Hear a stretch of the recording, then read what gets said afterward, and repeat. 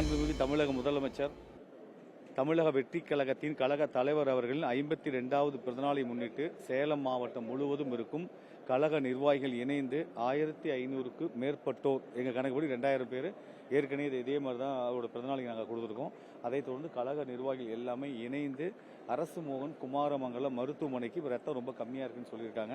அதுக்காக அவங்க ரத்தம் தேவைப்படுது. இப்போ வந்து சூப்பர் ஸ்பெஷாலிட்டி ஹாஸ்பிட்டல் வந்ததுக்கப்புறம் அது ரத்தப்போக்கு எதில் அதிகமாக ரத்தம் அதிகமாக எதில் தேவைப்படுது, மகப்பேருக்கு தான் ரத்தம் அதிகமாக தேவைப்படுது, ரத்தப்போக்கு அதிகமாக ஏற்படுவதனால் அதுக்கு ரத்தம் தேவைப்படுதுன்னு சொல்லியிருந்தாங்க. அதைத் தொடர்ந்து கழக நிர்வாகிகள் இங்கே ரத்தம் கொடுக்க வந்திருக்கோம். 43 முறை முடிந்து 44வது முறையாக நான் கொடுக்குறேன்.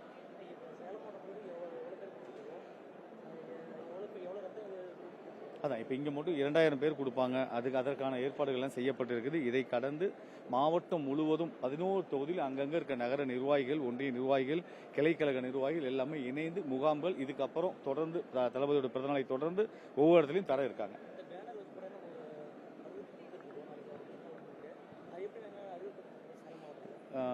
பாதசாரிகளுக்கோ பொதுமக்களுக்கோ அல்லது வாகன ஓட்டிகளுக்கோ கடை வைத்திருப்பவர்களுக்கோ இடையூறு இல்லாமல் இடையூறு ஏற்படும் வகையில் பேனர் வைக்கக்கூடாதுன்னு சொல்லியிருக்காங்க. காலையிலே எனக்கு தகவல் கிடைச்சோன்னா காலையிலே கூப்பிட்டு சொல்லிட்டோம். அந்த மாதிரி அந்த பேனர்லாம் கழக தோழர்களே அவர்களே முன்னிருந்து அந்த பேனர் வந்து எடுத்துட்டாங்க.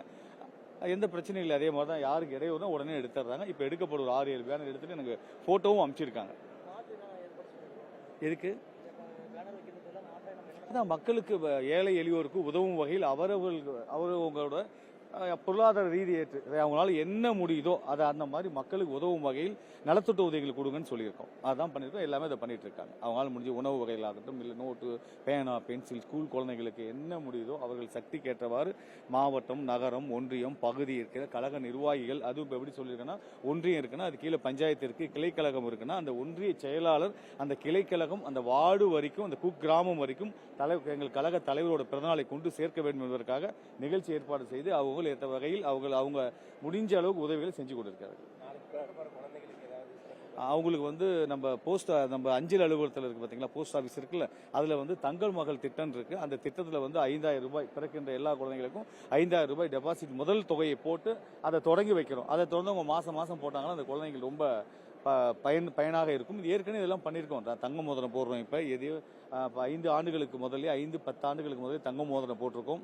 அதே மாதிரி தங்க மகள் திட்டத்தில் டெபாசிட் பண்ணியிருக்கோம். பெண் குழந்தைங்களுக்கு டெபாசிட் பண்ணி கொடுத்துருக்கோம். இது எல்லாமே செஞ்சுட்டு இருக்கோம்.